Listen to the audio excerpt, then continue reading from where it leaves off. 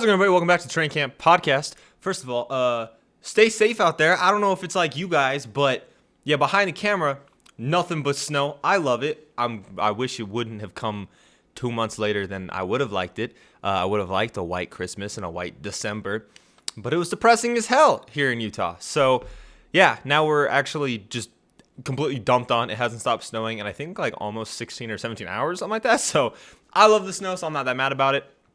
I also have my Training Camp Podcast hoodie. Shout out to Parker to keep me warm. Genuinely wear this thing all the freaking time. So I love this. Parker, I know you're watching. Thank you. I love this thing so much. It's literally my favorite. So yeah, I have a quick question. Why is it every time after I'm done and the podcast gets uploaded, some like big breaking news hits? Why is that? I'll be doing my like last week I did the news of the week, and then like the biggest news of the week hit like the day after I recorded. So by the time I'm editing, I'm having to watch all these articles about the JJ Watt situation, and I was like, God, really? So what I'm going to be doing is we're going to try something new this week. I'm going to upload the podcast on a Thursday. JP recommended this in both the comments and when we were talking about it, because on the weekend there's so much content. A lot of time for me, especially, like I don't get to watch a lot of content during the week because I'm busy with school, work, like just a bunch of stuff. But at the weekend, it all kind of piles up and I can rewatch it. But again, there's so much stuff, I don't get around to everything. But if I put this on Thursday, the nice thing about a podcast, you can put it on in the background and you don't got to worry about, like watching it all the time, because I know I put up graphics, but it's a very auditorial show. It's a podcast. So this will be coming out on Thursday at noon. That's going to be Thursday, February 18th. So if you guys like that, let me know if you guys like that, or if you guys prefer the Saturday recordings. Also, I'm trying to work out something for next week's show. Lips sealed for that, but I'm trying to get something worked out for that. So I'm looking forward to if I can get that set up. Anyway, let's hop into the news of the week, all right? So, this isn't like big news, but it's relevant because it happened and it's new in the sporting world. The FCF, the Fan Control Football League, it kicked off last week, or over the weekend. I mean, it's cool, I guess. I think the only league, in my opinion, that I just realized you guys can't really see the mic because the black on the black, so or the logo. God, I didn't think that through at all. Good thing it's an audio podcast. But yeah, I think like the only league that's kind of been successful like as a side league so far, in my opinion, is the Big Three basketball league. It hasn't happened in like a year just because of COVID, but I enjoyed watching the Big Three basketball league because you get to watch like old players just play and just kind of relive their memories, and it's a really fun thing to watch, and you don't have to like pay attention to it. The highlights you can watch, and that's fun too. I don't see the FCF really lasting that long. I think right now people are just there's not enough content, and so people are like, let's give them a bunch of content at once, and this is one of those things. I think it's kind of cool because you're getting to see old players play again, or like players that we may not. No, it's not really players we don't know. It's mainly players that we're familiar with. Yeah, like obviously the headliner is Johnny Manziel, so I don't know. I'm not really gonna watch it. If like there's some really big highlights, I'm sure like the SportsCenter Twitter, the ESPN Twitter will tell me about it, and I'll watch that. But I highly doubt I'll be doing a segment on the FCF a year from now about like, oh man, crazy how it's now the most beloved league in the world. So that's that. LeBron backed up the Draymond's criticism in the NBA. Love this. I agree 100%. I think, in my opinion, the players basically, I know that basketball is a team sport, but the players run the league, and you can't not criticize a team when they trade a player, but then want to go and criticize a player when they want to be traded. I don't know. I just think, like, the Kevin Durant situation pissed me off because, yeah, like, he technically went to a quote-unquote easier situation, but then you look at James Harden, who forced his way out, and that's a bigger asshole move, because at least in, like, free agency, like, you get that choice. You're choosing, so it's all you. You're like, the team doesn't pick it. When you're trading, when you request a trade and you get traded to the team you want, you're essentially telling the team, like, yeah, I don't care where you trade me to. I will not play for any other team. So Houston could have Houston still got a good package from the Nets, don't get me wrong. But like, Houston could have got something like way better. You never know. But Harden was like, nope, not the Nets. I don't want to go. So it just pisses me off that people didn't give Harden more flack for that, like how they did for KD. I'm not saying Harden deserves flack. I'm just saying, like, there's two sides to a coin here. So if you're gonna criticize one person, you gotta kind of criticize the other one. So that's just the way I feel. Again, I don't think they deserve criticism. I'm just saying, please just stay consistent. If you hate a player, then just say you hate the player. I think that's what just like a lot of people hated the KD situations because they just hated the player because he was beloved in Oklahoma, and then it was like, oh, he's an asshole. We saw that happen with LeBron. So yeah, so that's my like just quick like 30-second thought on the whole Draymond situation. I agree with Draymond 100%, and I'm glad that other players. I think also Zach LaVine came out in support for it too, and a bunch of other players. But LeBron, obviously being the number one in the league for everything, came out and supported him too. Love that. Next, for those of you who don't know, I don't know how you don't know, I'm a Steelers fan, and literally as I was setting up the podcast, a report comes out that our GM, Steelers GM, Mr. Colbert, who I have a lot of respect for because he's drafted us so many good players and he's been with the team for so long, has not committed to Ben for next season. Hello? He threw for 34 touchdowns last year and 10 interceptions. We were 11-0 until Randy Fichtner got his ego boosted for some reason and we started sucking. Ben was not the problem. I'm pissed. Can we not piss off the one dude who literally just came out a week or two ago and was like, I don't even want to get paid for this next season. I will give up my entire contract. He obviously can't do that because the minimum that he can give up is 22, or the maximum he can give up is $22 million, which is half of his contract because we have to pay him $22 million no matter what. But like he said, he'd give up his contract. That's awesome. Why aren't we committing to him? He didn't have a bad year. I will say I didn't like that Ben wasn't as mobile as he could have been. Like there were times he probably could have ran, but he didn't. But he had a good season. Dink and dunks aside, like he had a good season. I hate it. I hate people that don't watch the Steelers. They're like, like JP is a great prime example of this, and you know you are because I know you're watching this. Is he was like, man, the Steelers, how are you guys losing? How do you complain? Like even when we were 11-0, I was like, this is bad. We're not. This is bad. And he's like, how are you bad? You're 11-0. And then he watched the game. He was like, oh, yeah, people don't know what they're talking about, and they just talk randomly about the Steelers. You can't just watch one or two primetime games and think you know about the Steelers. No, you gotta see. Whatever. We don't need to get into obligatory Steeler talk. The Nets signed Andre Roberson. Speaking of James Harden a little bit earlier, I think it's great. One of the biggest things they're struggling with, the Nets right now, is defense. Literally any center, not even just any good center, any center is just dominating them. I know DeAndre Ayton didn't have a great game last night, but like Hassan Whiteside put up like 25 and 13 and 5 blocks or something like that against them. Hassan Whiteside, who's averaging like 14 points a game or something like that, did that to the Nets. If you don't know my trade, just go watch any of the other podcasts or the video because I have the perfect trade. Works for everybody. Why not? But so yeah, I think the Andre Roberson signing is really good. It's not the position they need, but defense is really, really important for them right now, and that could be really helpful off the bench if they need it late in game. The Panthers are becoming the favorites to land Deshaun Watson right now because the report came out that they're willing to trade Christian McCaffrey. Wow. Okay. Teddy Bridgewater probably involved in that trade as well as a bunch of firsts. So Houston's not really like. I guess they're getting if that happens, they get a quarterback and a running back. I would just love to see Deshaun Watson with a good running back for first time in his career. So I think seeing Deshaun with Christian McCaffrey would be fun. I also don't really want Deshaun to go to Carolina because like Brady is going to be in that division, and like I feel like they're probably going to dominate it next year. I don't know. That's just like an early season expectation. So I don't know. I kind of want to see like that's why I kind of like Deshaun going to the Jets. I know that Josh Allen's there with the Bills and like Miami's there too, but I just feel like that like Carolina has a good foundation. The Jets don't. And I want to see Deshaun. I guess we have seen Deshaun work with bad foundations in Houston. Okay, whatever. So yeah, Carolina is quickly becoming the favorites to land Deshaun Watson because they're putting Christian McCaffrey on the table. And the last part of news of the week, the Browns are currently like the hot, like I guess one of the rising teams for JJ Watt. A report came out that said he's interested in the Browns. So let's take this into the first segment of the show. JJ Watt. Like I said, right after I recorded last week's pod, report comes out that JJ Watt gets released. And I was like, really? You couldn't release this before or even just like during the podcast? I could have a live reaction. You couldn't do that? Really? So that sucked. But now I can finally talk about it. Yeah, no, I think like it makes sense. People are like, well, why don't they just trade or release Deshaun Watson? Because you can get a plethora of stuff for Deshaun Watson. I don't know why they're like, we're not going to trade him, whatever. But no, yeah, I think this is probably best for JJ Watt. He's later in his career, so he's probably, in my opinion, he's probably going to go to a contender. For me, I think. Okay, so as of right now, the three favorites to land him are the Steelers, the Packers, and the Bucks. I'm not sure in that order. I think Pittsburgh is still number one. I think that's the order. Last time I checked, those were the odds.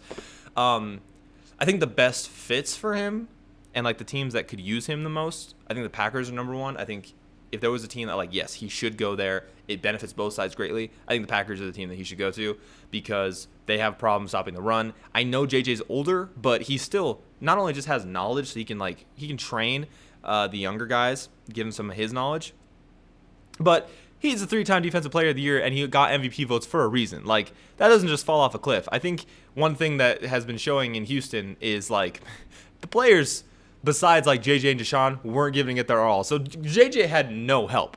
I think it'd be really, really good to put him on that front seven. That would help them out a lot. Obviously, we all know that the secondary for the Packers isn't really the issue. I know Kevin King had his problems in the NFC Championship game, but that was a one-time thing for the most part. But it's really their front seven just stopping the run that's been their problem. I mean, almost every running back, except for Derrick Henry, I'm not mad. I'm thankful because that helped me win my fantasy championship. But yeah, every running back basically just dominated on the Packers front seven, and that's been that's what's been happening the past 2 years. So also, Aaron Rodgers is probably kind of pissed that they haven't gotten to the Super Bowl. They've been to the NFC Championship both 2 years in a row, both going 13-3. So probably want to make that man happy if you want to make anyone happy. And also JJ's from Wisconsin originally, so he'd be going home, and I think it's just best for everybody. Another team I could see him going to it's the Chiefs. They can't really afford him, but I don't think JJ's contract's going to be big no matter where he signs. It'll probably just be like a $1.5, $1.2 million contract. He's not really in for the money. He's made his money. He lived in Texas. There's no state income tax there. Man has made his money. Probably be an incentive-based contract just based on how he performs. But I think the Chiefs would make sense too. I mean, their defense isn't horrible. It's not. I mean, the Packers' defense isn't horrible either, but they both have their issues. I don't really think the Chiefs' issue is the run defense. That's more the secondary, corners. And I'm not really going to consider Tyrann Mathieu to be secondary because he plays kind of like Jamal Adams. He's he's kind of a hybrid guy. So yeah, I guess Tyrann Mathieu's the only bright side on that secondary for Kansas City. But again, I don't think that the Chiefs need him as much as other teams do because Chris Jones is good up front. They have some good linebackers too. For me, I just think the Chiefs need secondary. I just think that might happen because the Chiefs are always going to be in contention for a Super Bowl, and so JJ might just be like, yeah, go there. I don't blame him for ring chasing. He's this old. He's given his life to Houston. I think it's no one should give him crap if he goes to an easily contending team. That's why the Bucks are on there. My thought on the Bucks, I think it's just a situation why not? Again, the Bucks it's the same situation as the Chiefs. They don't really need him, but he can probably easily go to a Super Bowl and possibly even win one if he goes there. Yeah, I think Ndamukong Suh's under contract for one more year, and he even just came out and said, I'm not done. I still want to play a couple more years. And Shaq Barrett, I think his contract might be up. So, again, maybe they lose him and they want to sign JJ for cheap. So, I mean, I could see it happening, definitely. I just don't think it's the best fit for me. The best fit for both parties is 100% Green Bay. It's funny, as a Steeler fan, I'd like him to come to Pittsburgh because it'd be really, really cool to see him play with both of his brothers, which is why I think that's the reason the Steelers are the number one favorite to land him right now. It's just that'd be cool to go play with your brothers.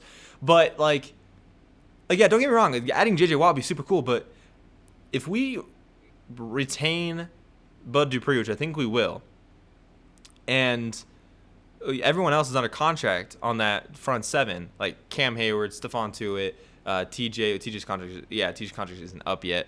But TJ, we get Devin Bush back next season. Robert Spillane comes back. Highsmith's coming off the edge as well, off his rookie year. We have a good team. So, I mean, unless they're just going to do a rotation so players don't get as fatigued as much, I would like that. So, yeah, I mean, would I like having J.J. Watt on the team? Yeah, I think, again, he could also teach our younger guys a lot of stuff about just the position, and he could probably also help his brother. I think it'd be really cool. But at the same time, I'm just if we don't get him, I'm not going to be heartbroken. It's not a situation where I'm going to pull out the camera and be like, we didn't sign JJ. Nah, it'd be cool. I just don't think it's the best. I don't think Pittsburgh's the best fit. I think it'd be really, really cool, though, because you'd be playing on a team with both your brothers. I think it'd probably be the first time in NFL history to have three brothers on the same team. we'd have 3 brothers and then 2 other brothers with the Evan brothers. That's really funny. But no, I mean, again, the one team though, I will say this: there's one team that kind of needs to sign him, in my opinion. That like they should go after him. And if they don't at least make a bid, then you're gonna see one player in this organization really pissed off. That's the Seahawks. Russell Wilson has got no help. They need defense and they need O-line. And if they don't get J.J. Watt to fix their defensive problems, now I will say the acquisition of Jamal Adams and the acquisition of, I always want to say Geno Atkins, but it's Carlos Dunlap, helped their team for the second half of the season. They got better, but they weren't great. They were good. They weren't great. You cannot have Russell Wilson carrying the season. Could you imagine first half of the season, Russell Wilson with a good defense? That team would be so good. And so if you want JJ, that's helping up your front 7. And then that way, if you sign him before free agency hits, you can draft some secondary players.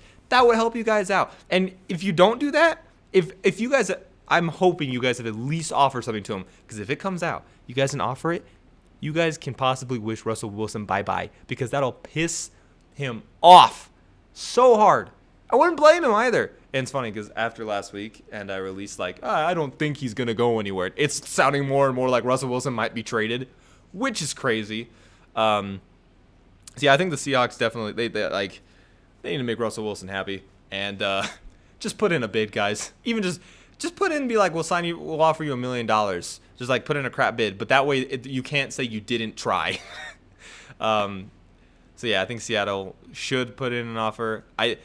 I do think the Steelers will put an offer. I think the Buccaneers will put an offer. I think like all the teams that I've named, I think they'll put in offers. But I don't know where he'll go. I'd like to sit here and say I think he'll go to blank, but I have no idea. For me, I think the best place for him and for a team to get him is the Packers. If I had to honestly say like number 2, I would probably say the Seattle is a good for both fits because he'd get his playing time and they need him. But that's like the Packers, and then it's like, ooh, Seattle. With the Browns report, I don't buy it. I don't know. I just think that's teams or agents trying to drive up his value a little bit. But I just don't see him going to Cleveland unless maybe he wants to play against his brothers twice a year. But Cleveland is kind of the same situation with Pittsburgh. It's like they don't really need him. But I mean, offering him like $7-8 million is something Cleveland would do. We've seen it happen before. It was like when they offered Austin Hooper much money. Not saying Austin Hooper's not talented, but just like you had a guy in David Njoku, and when you signed Austin Hooper, you didn't really even use him. So why offer him all this money? So like it wouldn't surprise me if he did end up going to Cleveland, but I don't buy it really that much at all. Just because it's like, yeah, we hear this all the time. Oh, Cleveland's interested, and then even when they do land players, they're just completely overpaid. So, yeah, I don't really buy that. I would like to see him in Green Bay, though. I would like to see – I just feel bad for Aaron Rodgers, man. He's so good, and his organization's done literally nothing for him. So, I think that would be kind of like the building block of helping out that organization and maybe getting back to a third NFC Championship in a row and maybe actually this time getting to the Super Bowl. In the next segment, I'm going to talk about a team that kind of also links to JJ, but it's a team that I think – could be a surprise team next year if they do. I'm gonna try and fix them. You'll see next segment, and then also we got Bud Ending coming up. Stick around for that, guys. Welcome back to Train Camp Podcast. If you guys missed it, last segment we of course talked about the news of the week, and I also talked about my thoughts on the JJ Watt release and where I think he'll go in free agency, and also within the minute that I had a break in between the first leg and the second leg, it started snowing even harder. So. Thank you, Utah. Really appreciate it. Can't wait for it to be 70 degrees tomorrow and sunny. So I kind of teased this. I was like, all right, there's a team that I think I can fix. We just got to do a couple things, and then they can surprise everybody next season. Now, what if I told you a team that went 8-8 last year could maybe win minimum 10 games up to maybe like 13-14? Maybe even win a division that has a team that no one thinks can be topped in that division right now. What if I told you this team is just a quarterback and a defensive player away? What if I told you this team somehow reached 8-8 with a dog shit quarterback? And what if I told you this team was getting desperate and they don't want to be dead? I'm, of course, talking about the Chicago Bears. The Bears have gone, with their defense and somehow with Mitchell Trubisky in the past 3 years have been bad. Don't get me wrong. But they haven't been like just absolute dog shit. They made the playoffs 2 out of the last 3 years. Somehow last year. I don't know how. Chip, congratulations, bud. But they didn't offer Mitch Trubisky his fifth-year option. And they're having issues. Like, I don't know, their star wide receiver doesn't want to come back. Why? Probably because their quarterback throwing to him sucks ass. And they haven't had a good one in so long. So here's how you guys fix this. J.J. Watt's available. His wife happens to play soccer in Chicago. Your defense is already great. Why not make it better?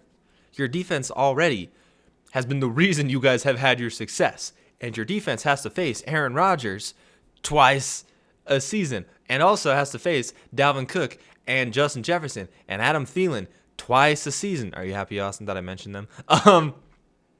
So, yeah. And they have to face Jared Goff and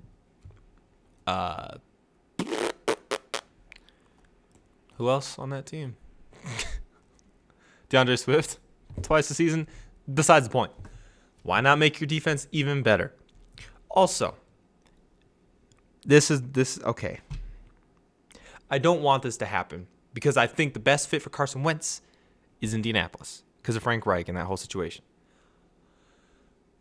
But right now, Indianapolis is pausing all their trade talks with Philly because Philly's asking for so freaking much. And guess who's desperate enough to give it to Philadelphia? Of course, it's Chicago. Like, they need a quarterback so bad because they bombed on the last one. And honestly, I don't know why Matt Nagy's on the hot seat. He won Coach of the Year 2 years ago, and he's somehow leading this team to so many wins with Mitchell Trubisky at quarterback. So I don't think he should be on the hot seat. I think the GM, Ryan Pace, should be on the hot seat because he hasn't made that many moves aside from the Khalil Mack trade. I don't even know if that was him that made that trade. I think that was his first season or one of his first seasons as the GM. I could be wrong. But okay. We're gonna do it. We're gonna just make a reality world here for a second. Again, Carson Wentz going to Indianapolis makes sense because Frank Reich is one of the reasons that Carson Wentz had success with the Eagles. Now the rumors with the Bears, I don't know if the Bears could be good with Carson Wentz, but if Matt Nagy was able to win 8 games last season with Mitchell Trubisky. This should have been a but I mean. This should have been a but I mean. This is essentially a whole segment for one but I mean. But it's just why can't they win 10 to 13 games with Carson Wentz? I would possibly take Carson Wentz in a better situation above Mitchell. I think that if Mitchell Trubisky or Carson Wentz, if they both had a season with that Eagles team last year, I think Carson Wentz probably wins 1 or 2, maybe 3 more games. So why can't Carson Wentz help them win a couple more games? So, yeah, I mean, you had also, just other things. Tariq Cohen went out with an injury last season. He missed, I think, all but 2 games. Dave Montgomery, for the second half of the season, came alive, finally became the player that they were expecting him to be. They also have the 2 promising offensive weapons in Darnell Mooney, who they drafted, and also Cole Kmet. And I know Jimmy Graham's probably not – I don't know if he's going to return for another season. If he does, he's probably going to fall down in the depth chart, even though he played pretty good towards the end of the season. So they have the weapons. And if you get a better quarterback and one who's actually had a good season in his career, even though it was a long-ass time ago and it was an ACL go as well, but we're not going to talk about that right now because we're in a reality bubble. You get another quarterback, you're probably able to convince Allen Robinson to come back. And if not, maybe there's other wide receivers who want to go there. Maybe Kenny Galladay's I do want an NFC North title, but the Lions have Jared Goff, who I used to like a lot, and now it's with the Lions system, and I'm not going to talk about it. So maybe you can get a Kenny Galladay or maybe a Juju Smith-Schuster. There's other wide receiver options you can get. I think they should retain Allen Robinson because, again, if he was able to succeed with Blake Bortles and Mitchell Trubisky, it'd be really interesting to see him with Carson Wentz. I think it'd be really interesting to see Carson Wentz with a healthy receiver for an entire season. That would be wild. So, yeah, and it becomes more appealing to certain free agent players. Not only Chicago, just where the Bears play from, but it's one of the heart and soul cities of the NFL and also just the U.S. It kind of stacks up with L.A. and New York in that aspect, and kind of Dallas within the NFL world. But yeah, so if you want to be like advertisements, and if you want to build your own personal brand, Chicago's a good place to do it. So it's a good free agency point, good free agency location at that point. And they also have a lot of younger players, so they have the cap space to do it and sign a couple more players if you want to boost that offensive line a little bit. Like I said, I think Carson Wentz, like the best place for him is Indianapolis. But if the Bears really want to make this work, and if they really do end up landing Carson Wentz, why not also get J.J. Watt, help the defense out a little bit, and bing, bang, boom, bong, you already possibly got a better team than last season. I'm just saying. It could work. Yeah, it was something I was thinking about a couple days ago. I was like, the Bears, because it was coming out that the Bears were like one of the higher teams on Carson Wentz, which again makes sense. They're probably gonna end up giving up like a first for him, which is so overpaid. Oh my God, if Carson Wentz gets a first, the Deshaun Watson trade is just never gonna happen. It's just never gonna happen. Because like Matthew Stafford getting 2 firsts, and Jared Goff, I can like kind of understand that. Like it was still a little overpay.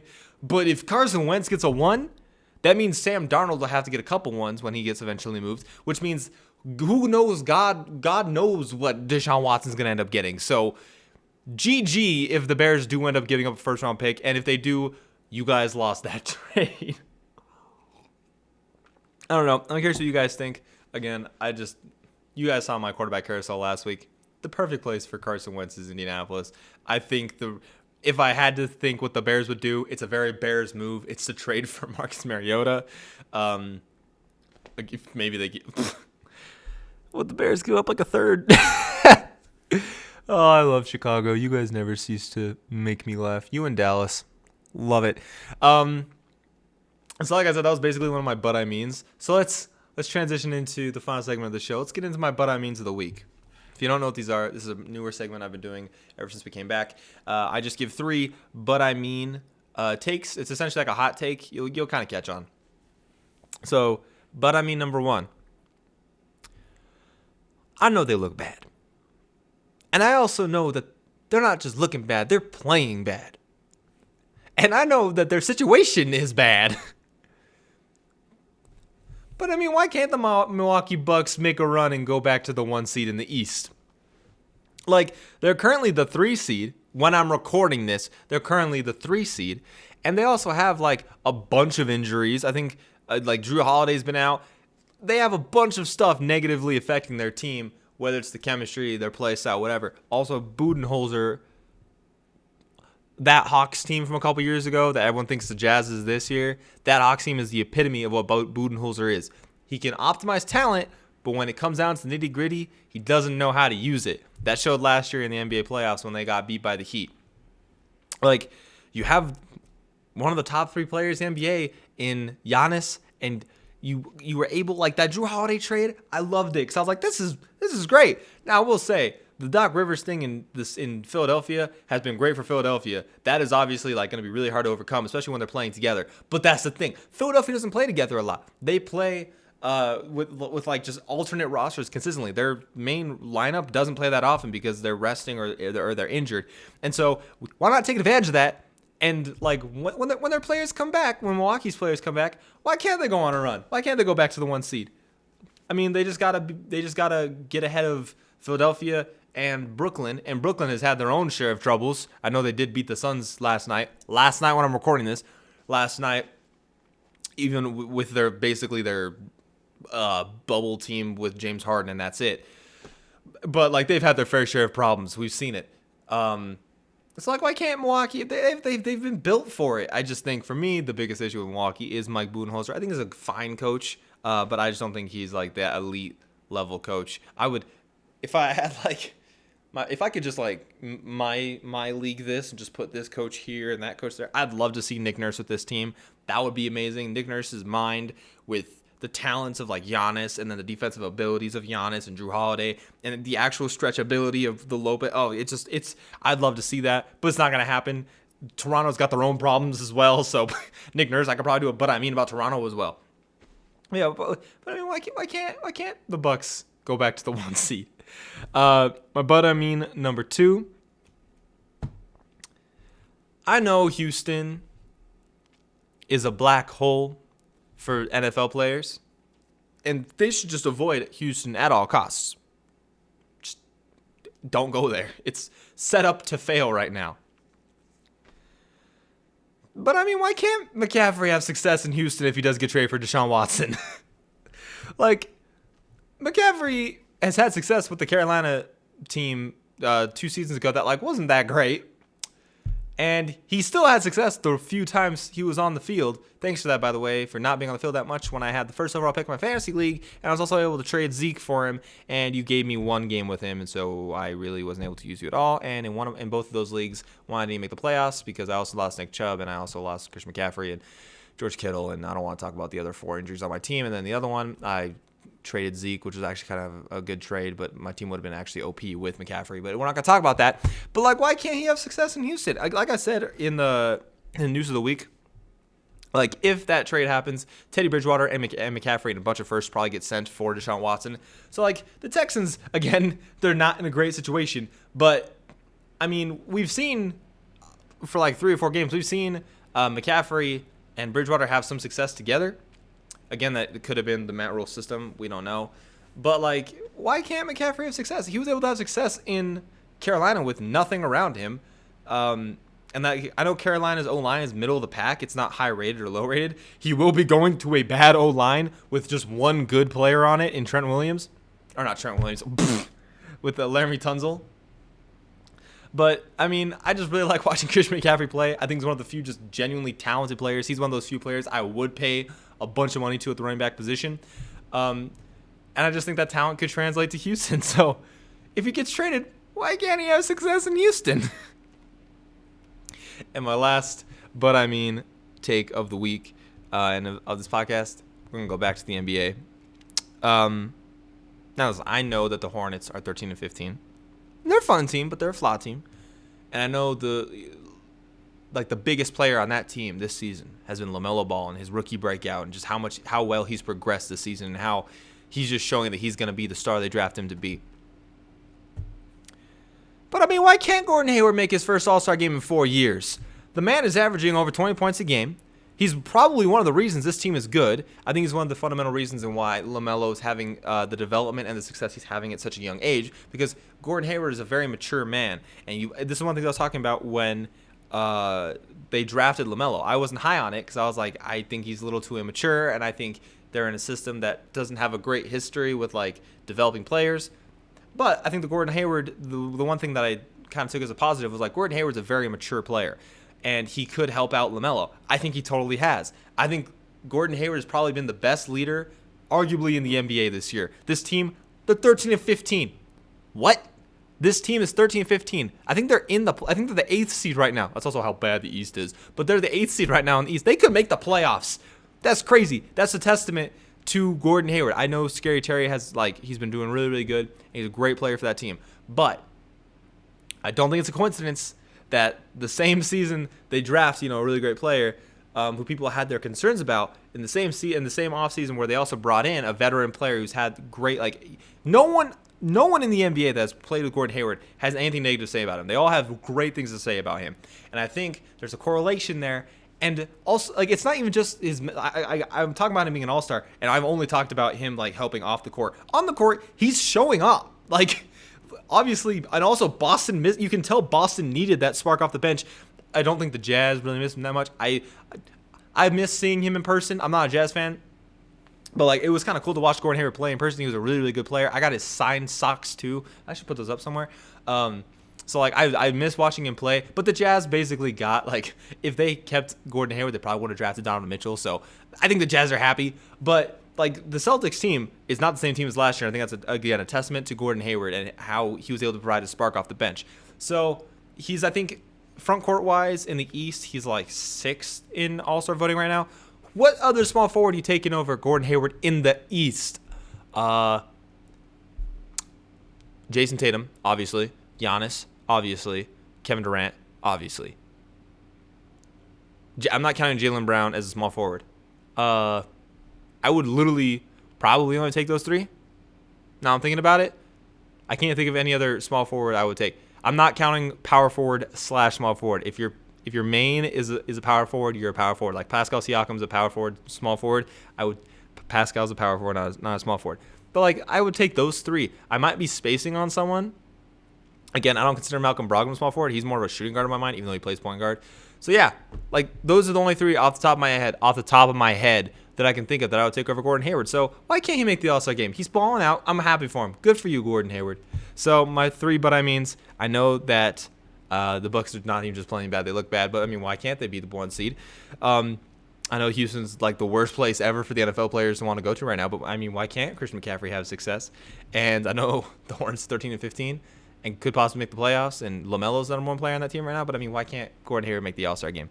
He's getting votes for reasons. I'll say that.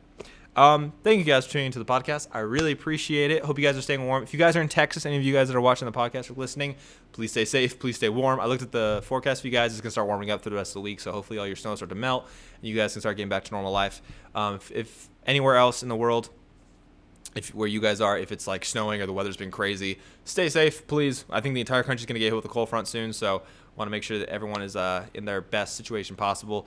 I'm looking forward to this snow. I'm loving it. I love the look the snow gives. I don't really like winter because cold sucks, but I do like how the snow, like how pretty the snow makes winter, so it kind of like balances out. But when the state doesn't have snow for the first 2 months of the season, it's just depressing outside. So I'm happy that we have snow finally. Thank you guys for tuning into the podcast. If you guys want, you guys can check out the links. If you guys are listening on audio, there's a link to the visual version on YouTube. If you're watching on YouTube, there are links as well to the audio versions on Spotify and on Apple Podcasts.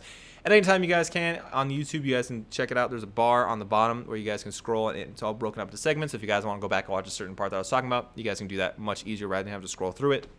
Also, there's a bunch of links for you guys to donate to, and there's some articles there on the BLM movement if you guys want to check that out as well. Other than that, I'm really happy the podcast is back 3 weeks in a row. Really excited for next week's podcast, and I will be seeing you guys in the next episode. Thank you guys so much for sticking around. I'll see you guys in the next episode of the podcast.